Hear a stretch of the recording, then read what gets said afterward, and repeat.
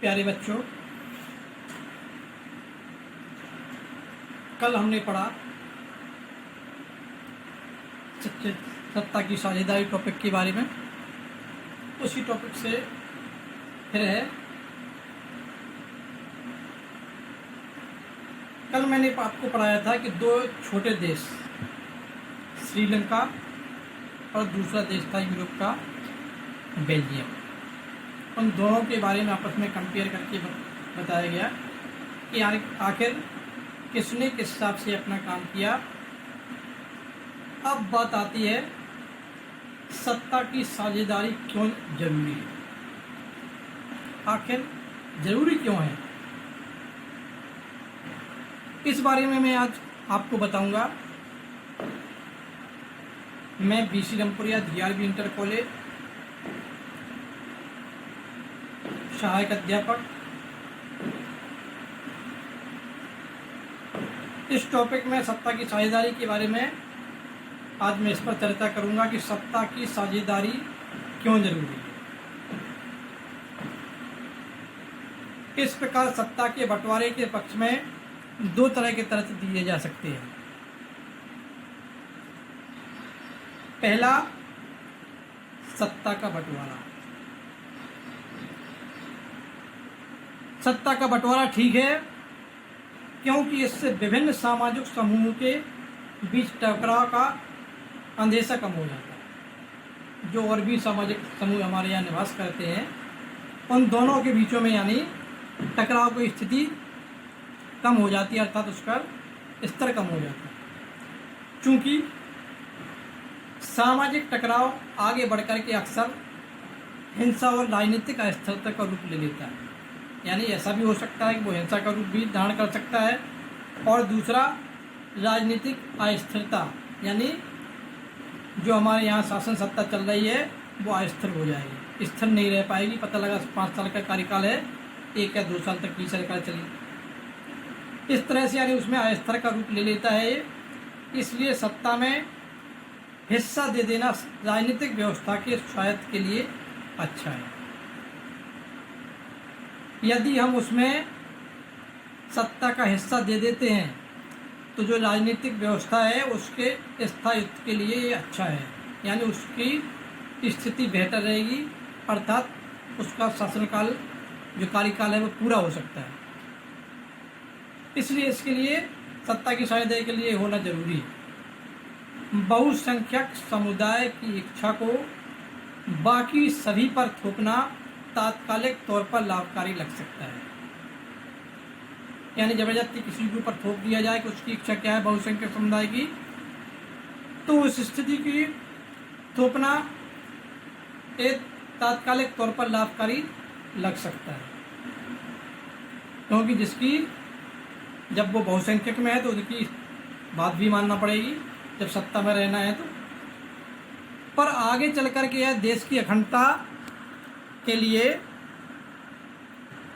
घातक हो सकता है, क्योंकि ऐसी भी बातें न मान ली जाए कि जिससे देश को किसी मुसीबतों का सामना करना पड़े, ये भी कोई ज़रूरी नहीं है। बहुसंख्यकों का आतंक सिर्फ अल्पसंख्यकों के लिए ही परेशानी पैदा नहीं करता, अक्सर वह बहुसंख्यकों के लिए भी बर्बादी का कारण बन जाता है। आपने भी देखा होगा कि जहाँ पर जिस समुदाय के लोग अधिक रहते हैं, यदि वो मनमानी करते हैं तो इनके साथ साथ जो अल्पसंख्यक वाले लोग हैं उनके लिए परेशानी तो पैदा हो, यानी वो नहीं करते हैं, अक्सर वह बहुसंख्यकों के लिए भी बर्बादी हो जाती है, यानी उससे बहुसंख्यक जो हैं उनके भी बर्बादी के कारण हो जाते हैं। सत्ता का बंटवारा लोकतांत्रिक व्यवस्थाओं के लिए ठीक है। इसके पक्ष में एक और बात कही जा सकती है, वो बात क्या है, और वह बात कहीं ज़्यादा गहरी है। अब उस बात को हमको समझना है कि आखिर इसके बंटवारे के लिए इस तरह की स्थिति क्यों पैदा हो रही है, आखिर इसके लिए क्या आवश्यक है। सत्ता की साझेदारी दरअसल लोकतंत्र की आत्मा है।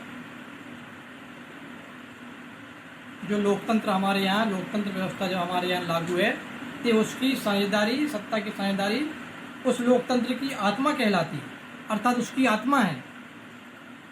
लोकतंत्र का मतलब ही होता है कि जो लोग किस शासन व्यवस्था के अंतर्गत हैं। लोकतांत्रिक शासन व्यवस्था के अंतर्गत जो हैं। और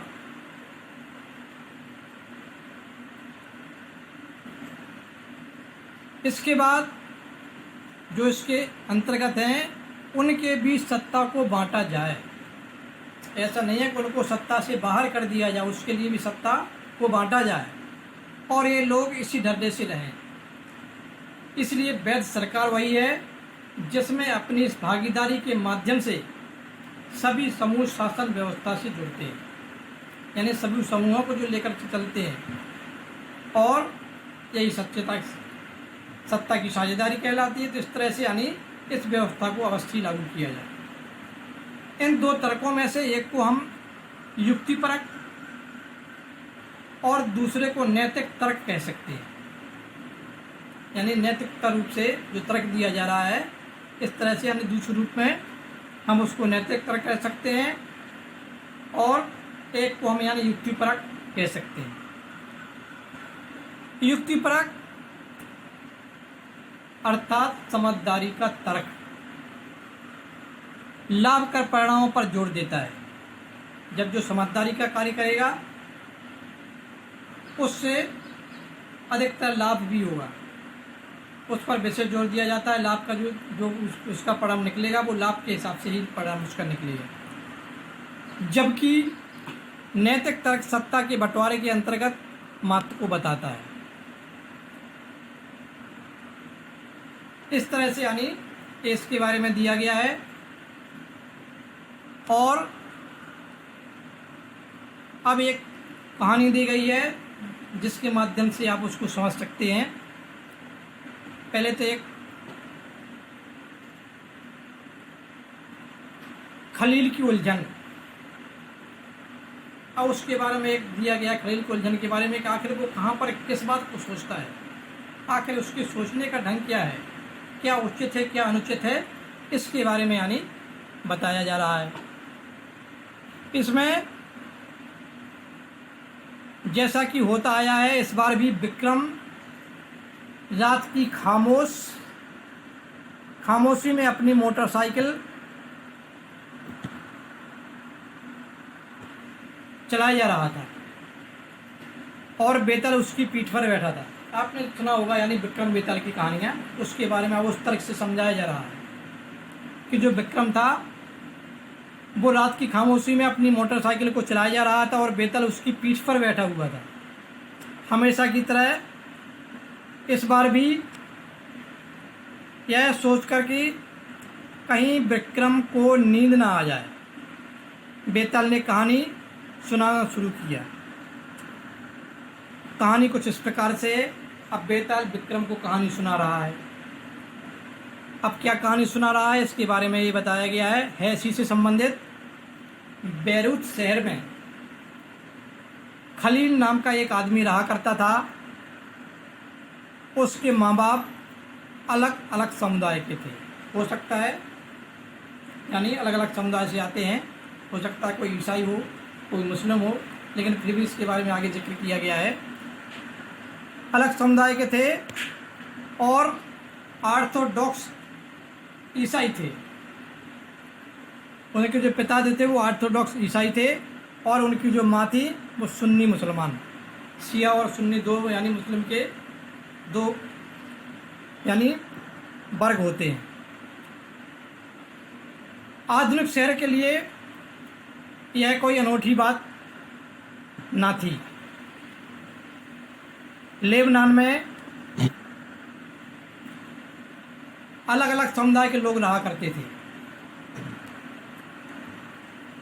और राजधानी बेरूत में भी बस जाते थे। वहाँ की जो राजधानी बेरूत थी वहाँ पर वो बस जाते थे। अलग अलग समुदाय के लोग रहा करते थे।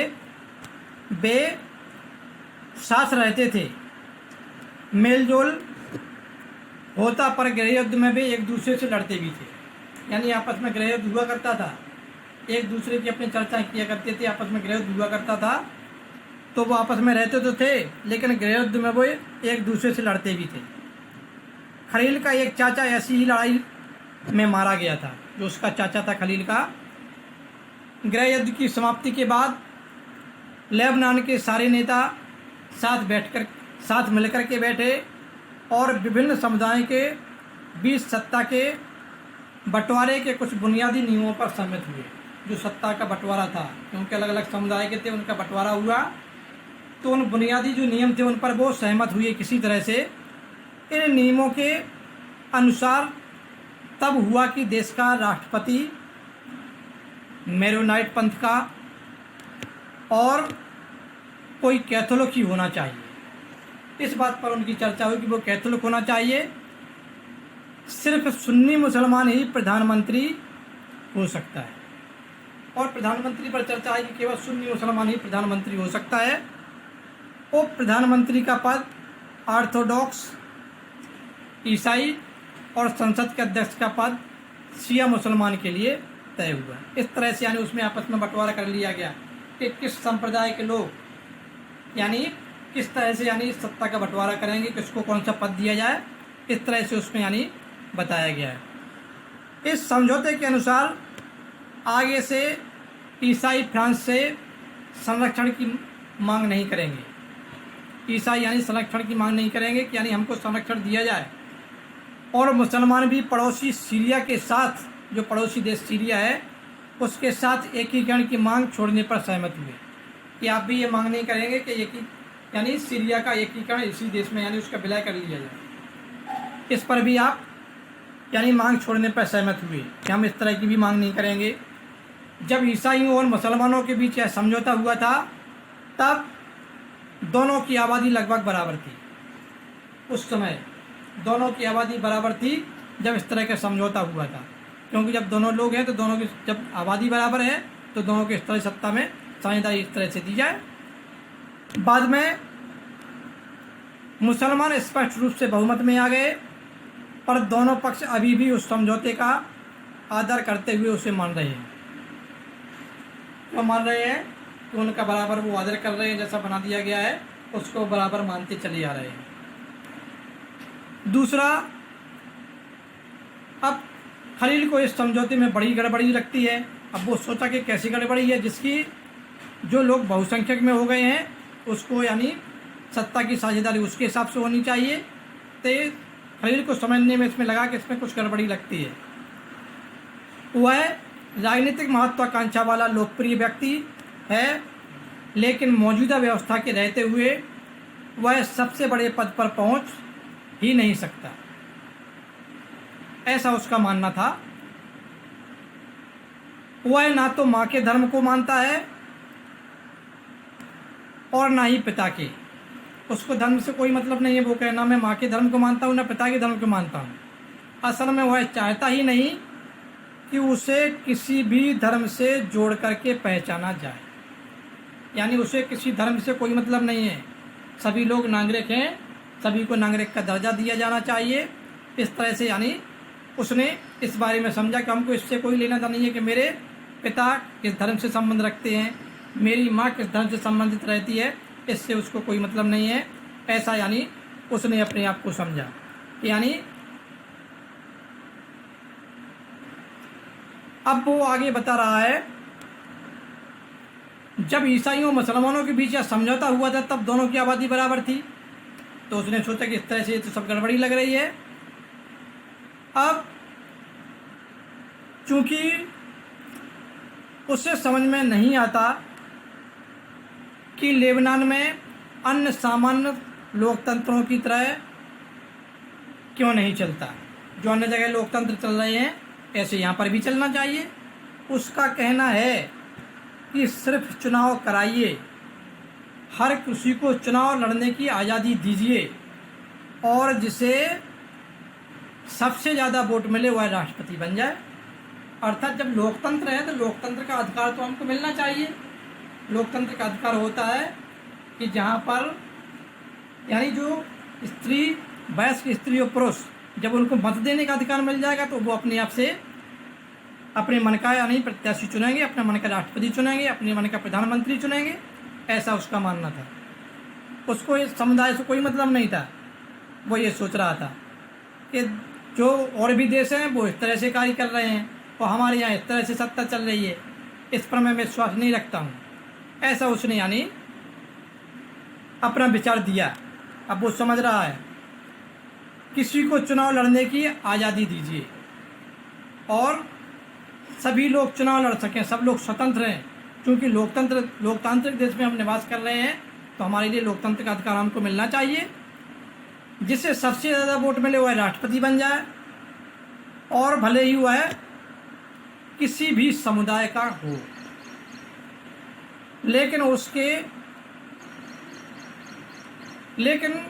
उसके जिन बड़े बुजुर्गों के गृहयुद्ध देखा है, उनके बुजुर्गों ने या बड़ों ने जो भी उन्होंने गृहयुद्ध देखा है, उनका कहना है कि मौजूदा व्यवस्था ही शांति की सबसे अच्छी गारंटी है। जो हमारे यहाँ वर्तमान में जो व्यवस्था चल रही है, इससे हमको शांति मिलेगी।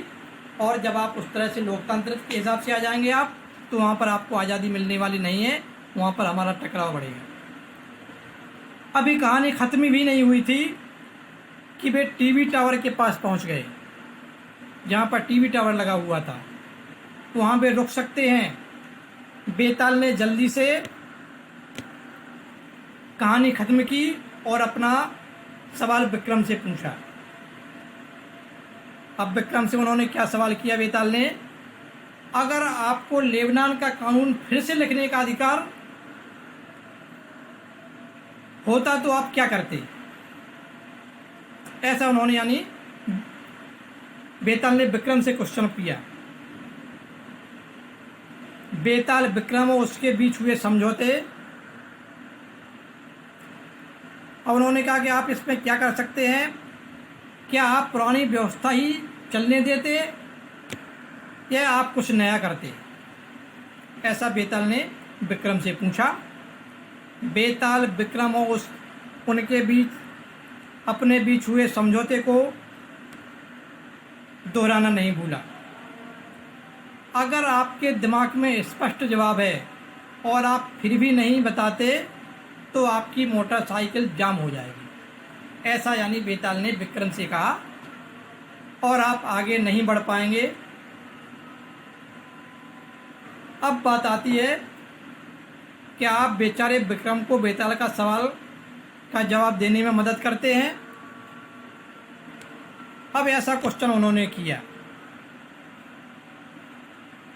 तो जो लोकतांत्रिक देश है, लोकतांत्रिक देश की क्या विशेषताएं होती हैं, तो जो खलील ने बताया कि पहले की व्यवस्था थी वो एक व्यवस्था अलग थी, लेकिन वर्तमान में जो लोकतांत्रिक व्यवस्था चल रही है और जो हमारे पड़ोसी राज्यों में चल रही है, उस व्यवस्था को क्यों ना अपनाया जाए। किसी भी संप्रदाय का, किसी भी धर्म का, उसमें राष्ट्रपति चुना जा सकता है, प्रधानमंत्री चुना जा सकता है।